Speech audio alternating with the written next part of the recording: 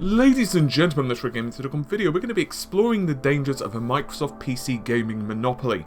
Regular viewers will know that I have been wanting to cover this for some time, and I've been doing the research in the background. This is also an article which you can check out in the video's description. I'd encourage you to do that because there are an awful lot of links and references that I have scattered throughout.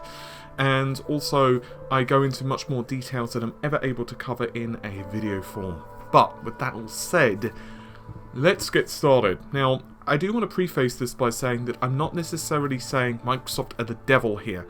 Instead, this is going to be tackling both sides of the coin, but primarily focused on what could happen and why we as gamers, we as PC gamers in particular, should be quite vigilant about this and just ready to course correct Microsoft if we feel that they're not going in the direction that we feel is best for the platform. Alright, so I've wasted about a minute of your time, let's get into this. So Microsoft are finally taking PC gaming seriously once again. It was something that they kept telling us they were going to do, and we just kind of got to the point where we were taking it as a joke, as this promise that just never really came to fruition, and in fact we were just banking on companies like Steam to be the saving grace. But this has now changed. Microsoft, of course, are pushing DirectX 12, Windows 10, Universal Windows Platform, and bringing exclusives such as Quantum Break and Gears of War to the PC. But while all of that sounds good on the surface, there are definitely concerns, as I mentioned. Essentially, they're worried that Microsoft are going to have a stranglehold on the platform, which is what we're going to be covering. Now, for those of you who are not PC gamers, or maybe new to it, you might be surprised to learn that most of the focus of PCs, which is the better graphics, the better hardware, support for high resolutions, that type of stuff, is not really what a lot of folks got into PC gaming for. For millions of gamers, the real gem of the PC platform is customization and choice. This can be anything. It could be that you get to rebind controls, disable visual effects, for example motion blur, that type of thing, use any controller, for example the Xbox 360 controller or the PS4 controller, or something totally different. You can even hook up a Wiimote if you bloody well choose. You can, of course, have virtually unlimited backwards compatibility. This is thanks to virtual machines, DOSBox. It can be a bit tricky, but you can pretty much get anything running on any version of Windows or any version of Linux, so if you put enough time into it. And then, of course, the main thing for most is things such as mods. So mods for Skyrim, the ability to run emulators, and the community involvement. All of that ties together to say, this is why I like PC gaming. So that means, right now, the physical releases for PC are all but dead. You might order something from Amazon or equivalent if it's really cheap, but typically you're going to get your games from Green Man Gaming, you're going to get them from Steam, you're going to get them from Humble Bundle, you might even get them from Origin or what have you, and you've got this massive ecosystem of different ways that you can get your games. This is completely contrary to how, let's say, Microsoft or Nintendo or Sony handle the digital side of things. You can, of course, buy your points from multiple different places. You can go to Amazon or your local game store or even the supermarket and purchase those Microsoft points, and you can redeem those on your system. That's all well and good, but there are no other ways of buying those games. You have to use the Xbox store or the PlayStation store or whatever it is, and that's pretty much all there is to it. There are some caveats, like, for example, Origin Inside or EA Access, shall I say, on the Xbox One, but it's not really the same thing. Let's just be honest here. So where does that leave the PC platform? Well, Microsoft have been rather aggressive when it comes to Windows 7/8 to adopt to Windows 10. These tactics have been pretty numerous. Some of them are pushing Windows 10 as a recommended update, placing adverts in Internet Explorer for Windows 10. For Windows 10. So in other words, you'll see like a Windows 10 advert if you're running, say, Windows 7 on your Internet Explorer. There are reports from Reddit and many other websites that users have had their machines receive an upgrade to Windows 10 without user express permission, and this kind of sucks because not only is Microsoft allegedly doing this without your consent, but for folks who are not particularly technically adept, or even those who require legacy applications or hardware, they sometimes refuse to run in Windows 10. So, moving on from that, you'll notice from a lot of Microsoft's marketing of Windows, of their PC division, they often refer to it as Windows 10. So if they're going to release something, and this is even true of the Gears of War beta, it's, you know, you're going to be able to play it on the Xbox One or Windows 10. Windows 10, Windows 10. No other version of Windows are typically mentioned. They don't say Windows as a whole, and they don't say PC. Now, this isn't always the case. I'm not saying every single time they speak about the platform, but quite often they're pushing the fact it's Windows 10. And this is obviously because the PC is an open platform, and you could, if you so desire, format your hard drive and install SteamOS, or you could have Linux or whatever you want. But Microsoft don't want you to think like that. Microsoft want to make it very clear that their software is available only for the latest and greatest iterations on Windows 10. Now, I don't want to make I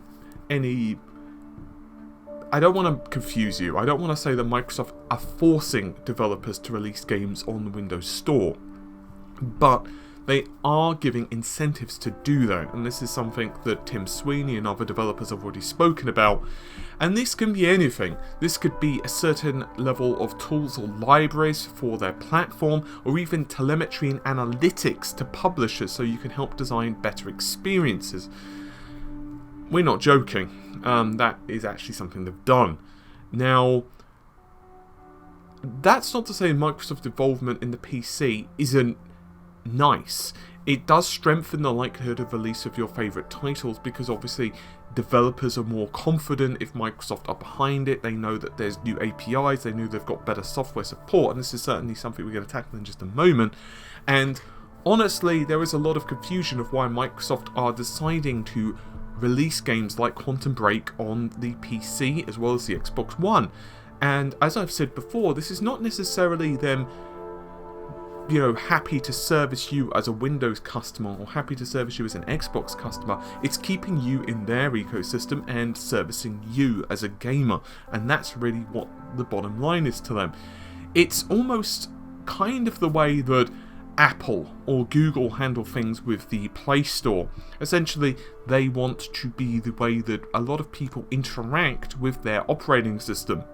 Now, I do want to talk a little bit about APIs, and DirectX 12 and Vulcan are the most obvious examples. Back in the day, we're talking about the mid-90s, DirectX was not dominant. It was one of many APIs, including OpenGL, Glide, there was software, and a couple of other companies as well were pushing their things, which never really caught on. So games like Tomb Raiders, Quake, Half-Life, Sin. In fact, if you load up, let's say Quake 2 right now, and then you go to the video options, you'll notice driver. You can choose between 3D effects, you can choose software, and a couple of other different options. But OpenGL didn't end up winning the war. There are, of course, games which are still coded in OpenGL. This is particularly true if a developer decides to opt to release for Linux as well. But typically, most games, especially AAA ones, are released in the DirectX flavor. There are multiple reasons behind this happening, but it's basically the fact that as games become more complex, as GPUs were expected to do more things rather than just handling textures and a few other shiny things. Now they're, of course, handling geometry, they're handling AI, they're handling these ridiculously complex equations at very, very fast levels. And quite honestly, the idea of developers not only supporting one API but supporting a multitude of different APIs and making sure that they're well optimized and no crashes and bugs, and it's a complex task. And so that, combined with the fact that Windows was the de facto gaming operating system, just because of the popularity of Windows, but let's face it, loads of applications, Microsoft's marketing power, and even the Xbox helping to push DirectX, it's left us in this situation where at the moment most developers will push DirectX above all others. Now, this has also left us in kind of a weird position, because DirectX 11, for sake of argument, was introduced way back in late 2009. So then we had DirectX 11.1 introduced in 2012, and then finally 11.2 in 2013, late 2013. Now there are still issues with DX11, and we've tackled what those are multiple times, and if you want more information you can click on the article or check out our numerous DX12 versus DX11 videos, but suffice to say it's down to things such as improving the ability for the API to handle multiple CPU cores, reduce the overhead of the drivers, and God knows what else, right? But the big deal is that Microsoft essentially locked off DirectX versions for various versions of Windows. Now we can explore the fact that yes, they're part of the core Windows components and all of this, but technically they could have most likely done updates in many instances. For example, DirectX 10 was a Windows Vista exclusive. There were fan-made projects and unofficial ways of releasing DirectX 10 to a degree on XP, and DirectX 11 was Windows 7 or above, whereas the odd thing was that Windows 8.1 users were the only ones permitted to run 11.2, well, Windows 8.1 users or above, and now we're in DirectX 12 being completely and utterly exclusive to Windows 10, meaning that if you're a Windows 7 or a Windows 8 gamer, and you don't want to upgrade, you're fucked, excuse the language. You're basically, you upgrade or you don't get to play with DirectX 12 games, which now of course you've got this, for example Rise of the Tomb Raider, which does support both APIs, but that's not going to be the case for much longer, and developers are soon going to hit DirectX 12 only. Now, Gabe Newell was quoted in saying that I think the big problem holding Linux back is games. People don't realise how critical games are in driving consumer purchases behaviour.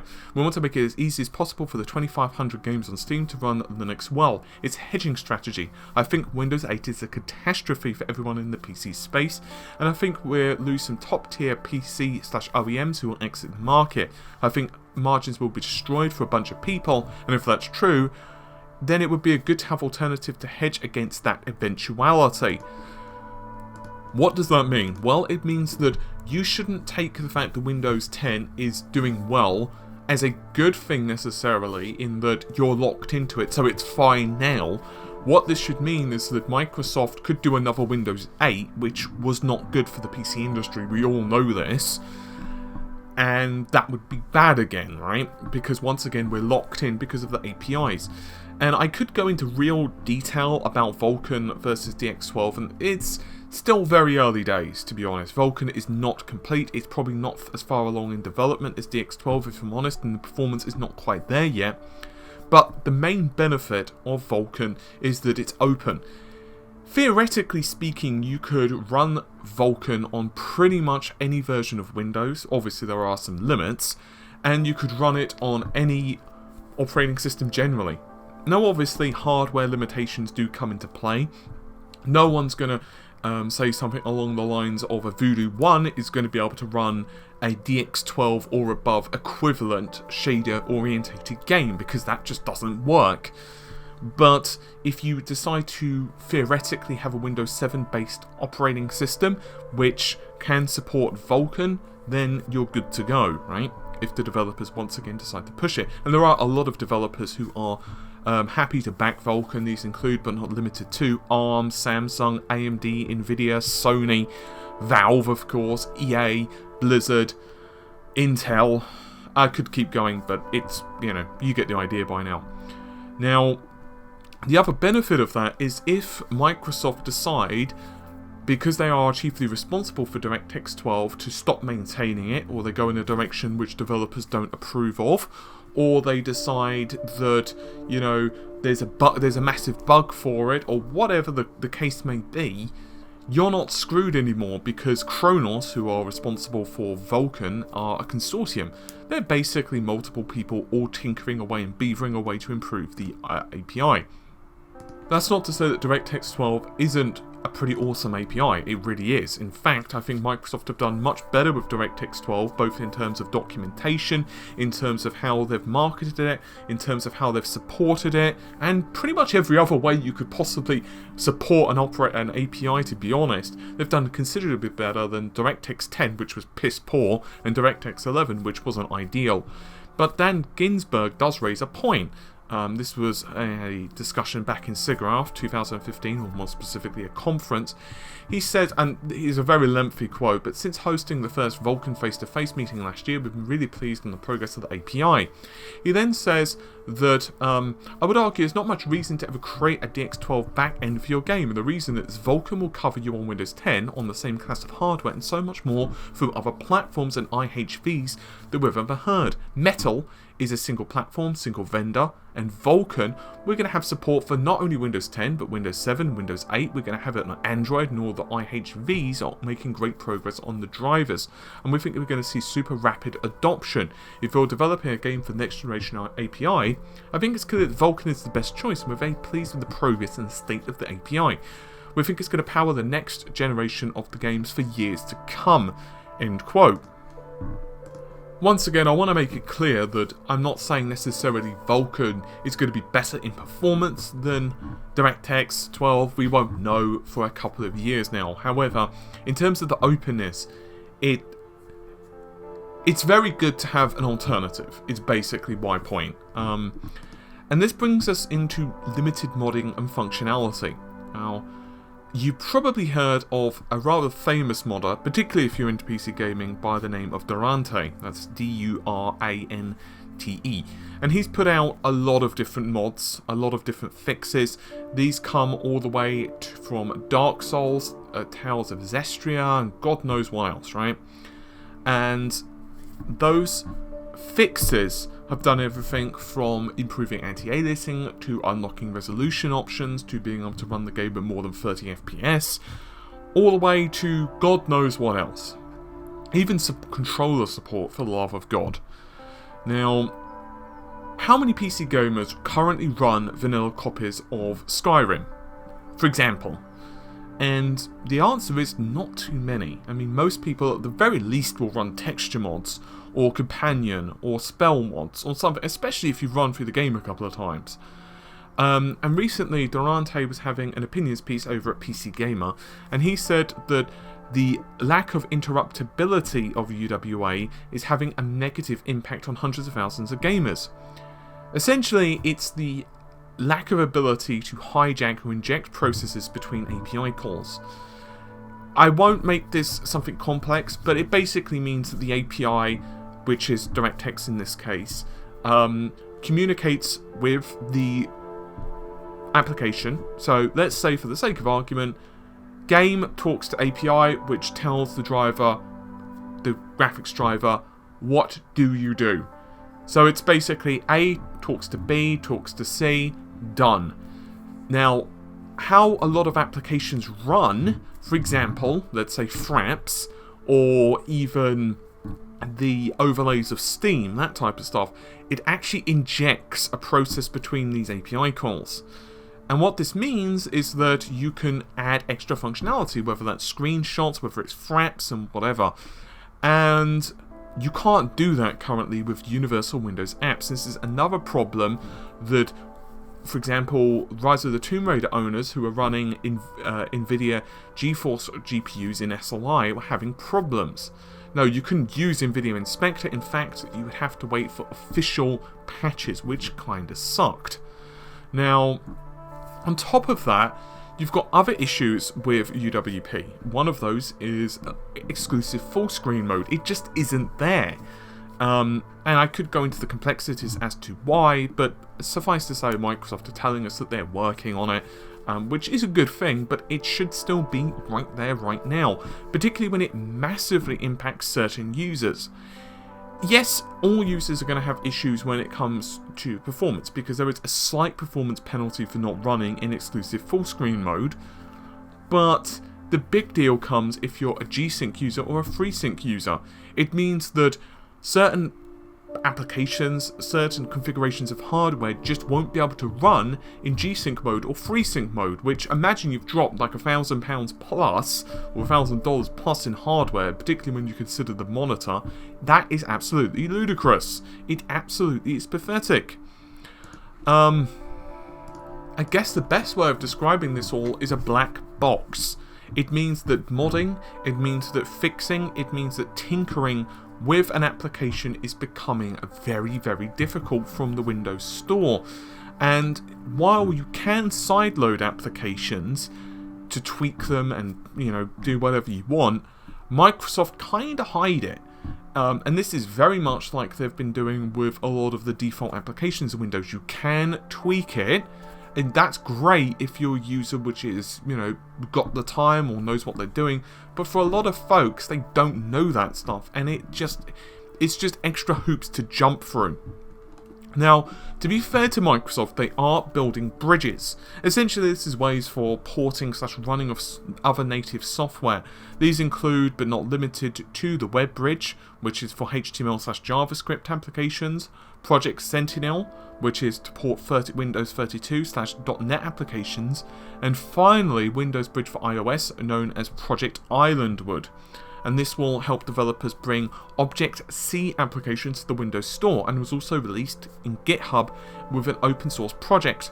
As a slight side note, Microsoft were also considering pushing Android porting as well, but they decided for some reason, that hasn't been exactly elaborated as to why, they've basically scrapped it and said for now you should just do it through iOS instead. I'll read out a small quote. The philosophy behind bridges is to always make it as easy as possible for you to bring existing code to Windows, and our investment in the iOS bridge will make this straightforward. We initially focused on API coverage for game developers, but we're expanding API coverage for all app types by adding support for additional frameworks, etc. We're aiming for significant development cost savings for the majority of typical apps. Keep an eye on the project at GitHub, and of course we welcome direct contributions, helping us all out, end quote.